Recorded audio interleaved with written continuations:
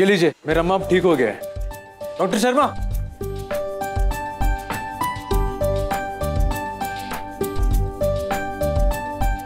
I am sorry, मैंने आपके साथ बहुत गलत किया, बट थैंक्स, इतना बेइज्जती के बाद भी आपने मेरी अम्मा का जान बचाया। क्या मैं अम्मा को एक बार देख सकता हूँ?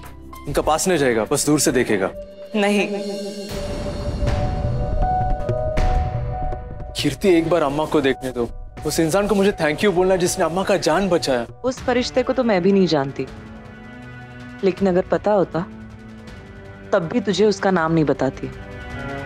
पता है राघव, उस फरिश्ते को भगवान ने क्यों भेजा? क्योंकि वो भी नहीं चाहता कि तू हमारी जिंदगी में रहे, इसीलिए उसने अपने फरिश्ते को भेजा है, पर तुम्हें अम्मा की मदद करने नहीं दी। देखा, अब तो उनके इशारे को समझ, अब तो हमें अकेला छोड़ दे।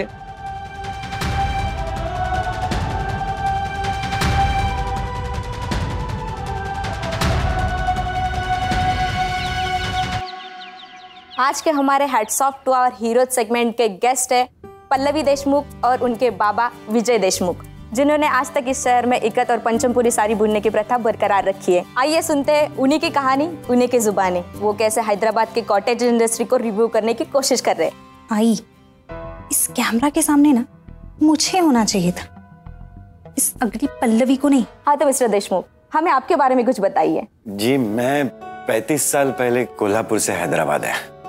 ये साड़ियाँ बुनना बस मेरा काम नहीं, मेरी श्रद्धा है। सर, हमने आपके बारे में सुना था, जब आप इस शहर में आए तब सिर्फ 50 रुपए लेकर आए थे, और आज आप बुनकर समाज के प्रेसिडेंट हैं। तो इस पूरे सक्सेस का क्रेडिट आप किसे देना चाहेंगे? सिर्फ एक चीज को,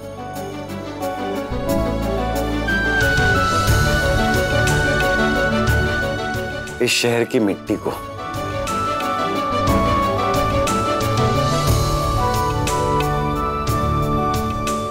ये मेरे दुकान की मिट्टी है, पहले दिन ली थी, तब से आज तक इसे मैंने अपने पास संभाल के रखा है, ताकि ये मुझे हमेशा याद दिलाती रहे। इस शहर की मिट्टी ने मुझे मेरा घर, मेरा पूरा बुनकर समाज, ये सब मेरे अपने, मेरी पहचान दी है। इतना सब कुछ दिया है इस मिट्टी ने मुझे। मेरी सफलता का सारा श्रेय मेरी कर्मभूमि ना हैदराबाद के वेलतुंदी, मेरे हैदराबाद को जाता है।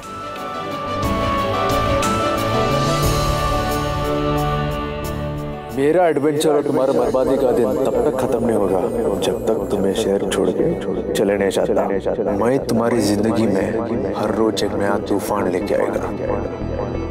पल्लवी, मैंने कभी सोचा नहीं था कि हमारे घर पे न्यूज रिपोर्टर्स आएंगे और हम टीवी पे देखेंगे। बाय द वे, इंटरव्यू तो बहुत अच्छा था। काका कितने हैंडसम दिख रहे थे, उनकी बातें तो हर वक्त इंस्पायरिंग होती है। मैं तो राहुल को बोल दिया पूरी फैमिली के साथ बैठ के अच्छे से इंटरव्यू देखे। हैदराबाद शहर जितना उस राघव का है, उतना ही मेरा और बाबा का भी। हम ये शहर छोड़कर कभी नहीं जाएंगे, लेकिन उस राघव राव की जो गलतफहमी है वो मुझे दूर करनी ही पड़ेगी, और उसके लिए मुझे मिस्टर रामास्वामी से मिलना ही होगा। आज हम आपको दिखाएंगे इन अमीर लोगों की असलियत, जिन्हें अपने पैसों पर इतना घमंड है कि वो किसी कुछ नहीं समझते। राघव राव लड़कियों को खिलौना और लड़कों को पंचिंग बैग समझते हैं। हॉस्पिटल से कॉल आया था ना, डॉक्टर अम्मा को 1-2 दिन में डिस्चार्ज कर देंगे। अब तो कुछ खा लीजिए ना, कल से आपने कुछ नहीं खाया है।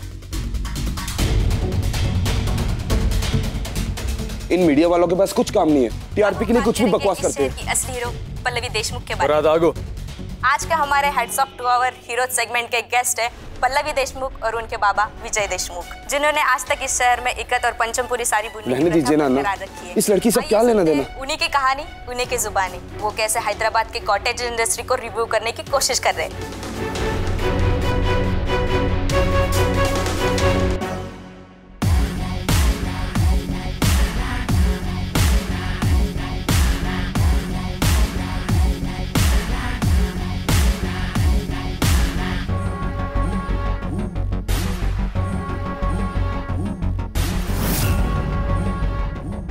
इसका फैमिली जो भी करे मेरे को फर्क नहीं पड़ता। इस लड़की को इस शहर से और मेरा जिंदगी से निकालना है। इसने मेरी माँ के साथ जो किया है उसका सजा मैं इसको हर रोज देगा। उनका हर दर्द का दुगना दर्द मैं इसको देगा।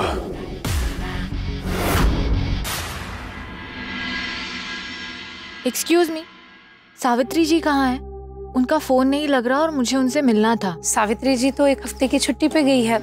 आपको कुछ काम है तो आप मुझे बताइए, शायद मैं आपकी हेल्प कर सकूं। मुझे मिस्टर रामास्वामी का नंबर चाहिए था, उनसे अर्जेंटली बात करनी है। अगर मेरी उनसे बात नहीं हुई तो बहुत बड़ी गड़बड़ हो जाएगी। सॉरी, रामास्वामी जी बहुत प्राइवेट इंसान है, मैं आपको उनका नंबर तो नहीं दे सकती हूँ, लेकिन हाँ मैं उन्हें कॉल करके देख लेती हूँ। अगर उन्होंने उठा लिया तो आप बात कर लीजिएगा, ठीक है?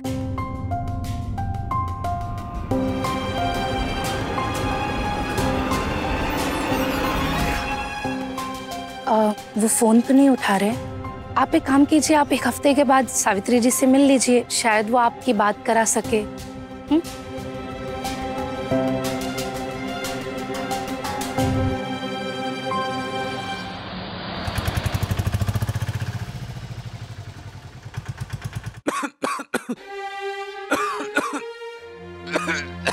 अन्ना, ये लीजिए। माफ करना बेटी, मुझे अस्थमा है। प्लीज अस्पताल जाके चेकअप करा लीजिए। मैं अस्पताल नहीं जा सकता, परसों मेरी बेटी की शादी है, मुझे गांव जाना है, इसीलिए तो सुबह बैंक जाकर जीवन भर की पूंजी निकाल कर लाया हूँ। पूरे 50,000 हैं। अब इतना पैसा लेकर कहाँ घूमूं? अस्पताल कैसे जाऊं बताओ? तो फिर इसे घर पे रख दीजिए। मेरे मोहल्ले में चोरियां बहुत बढ़ गई हैं, तभी तो इतने पैसे लेकर घूम रहा हूँ। पर अन्ना, आपका इलाज कराना भी जरूरी है ना, वरना बेटी की शादी में काम कैसे करेंगे? बात तो सही कह रही हो, पर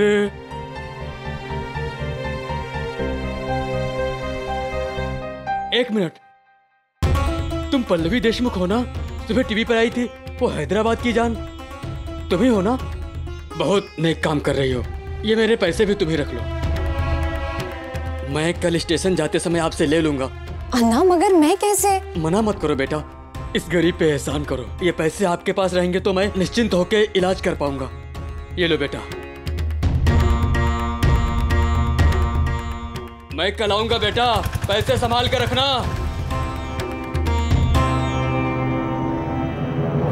ऐसे ही पैसे देकर चले गए? हाँ, कुछ कहने का मौका तक नहीं दिया उन्होंने। ये सब अजीब है, ऐसा कौन करता है? अपनी जिंदगी भर की कमाई कोई किसी राह चलते को दे देता है क्या? पता नहीं क्या चल रहा था उनके दिमाग में। अब कौन आया होगा?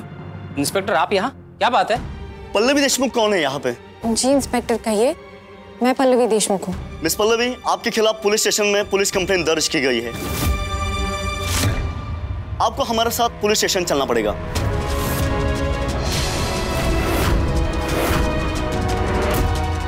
एक मिनट, क्या कह रहे हैं आप? किया क्या है मेरी बेटी ने? सामने आओ।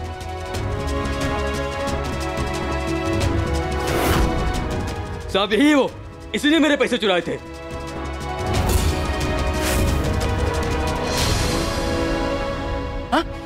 अन्ना, ये क्या कह रहे हैं आप? आपने ही तो मुझे पैसे दिए थे। मैडम, आप तो इतने अमीर हैं, इतने बड़े घर में रहते हैं, मेरे गरीब का पैसा लेकर क्या करोगी आप? मैडम, मेरा पैसा दीजिए मैडम, मेरे जीवन भर की पूंजी है मैडम, मेरी बेटी की शादी के लिए इकट्ठा किए थे, मेरे पैसे वापस करो। उठिए। अन्ना, आप ये क्यों कर रहे हैं? आपने ही तो मुझे पैसे दिए थे रखने के लिए। अब मैडम, ऊपर वाले से तो कुछ डरिए। आप ही बताइए साहब, कोई राह चलने वाले को अपनी पूंजी देता है क्या? काय है पल्लवी, अगर तुझे पैसों की जरूरत थी तो तू मुझसे मांग लेती। ये से चोरी करके पूरे खानदान का नाम बर्बाद कर दिया। और मुझे बता, तूने चोरी की ही क्यों? तेरी दुकान तो बहुत अच्छी चल रही थी ना? आई, पल्लवी ने कुछ नहीं किया, जरूर कोई गलतफहमी हुई होगी। हाँ, मेरी पल्लवी दी ऐसा कभी नहीं कर सकती। सर, मैंने कोई चोरी नहीं की है, इन्होंने खुद मुझे पैसे दिए थे, मैं पैसे लेकर आती हूँ। एक मिनट, ये लीजिए आपके पैसे, और मेरी बेटी पे झूठा इल्जाम लगाना बंद कर दीजिए। आप इंस्पेक्टर स्वामी के थाने से आए ना? हाँ साहब, ये तो 50,000 है, मेरे तो 70,000 थे। आप ही ने तो मुझे 50,000 दिए थे, वहाँ पे तो मुझे बात छोड़िए, बाद में बातचीत करेंगे। थाने में लेके चलो इन्हें। लेडी कांस्टेबल लेके चलो इन्हें। रुकिए, आप ऐसा नहीं कर सकते। आप थाने में चलिए। पल्लवी रो, चलिए पल्लवी को छोड़ दीजिए। आप रुकिए, आप चलिए थाने में, चलिए आप। अरे छोड़ दीजिए, छोड़ दीजिए, छोड़ दीजिए। अरे लेकिन एक बार पल्लवी की बात सुन तो लीजिए। बाबा मैंने चोरी नहीं की। मुझे पता सर, उसकी बात तो सुन लीजिए आप प्लीज। उसे मत ले जाइए प्लीज। बाबा मैंने सच में कुछ नहीं किया। हाँ पल्लवी बच्चा, मैं जानता हूँ, तू डर मत, मैं तुझे कुछ नहीं होने दूंगा, मैं हूँ ना। हाँ पल्लवी, हम है, तू डर मत पल्लवी।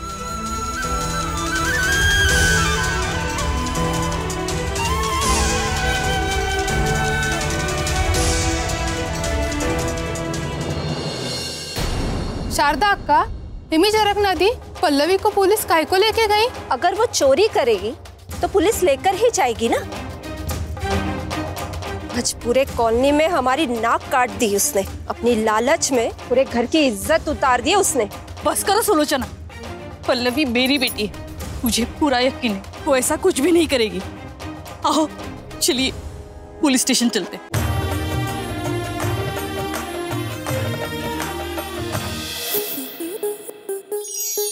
स्टार प्लस के ऐसे ही और बेहतरीन लम्हे देखने के लिए सब्सक्राइब करें हमारे YouTube चैनल को।